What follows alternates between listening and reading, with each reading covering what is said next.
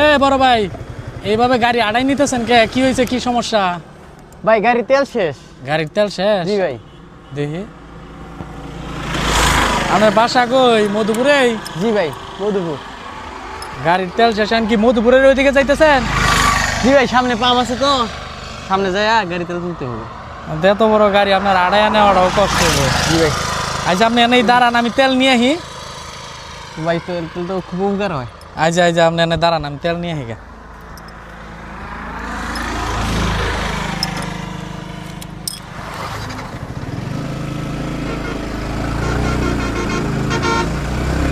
ভাই জি ভাই।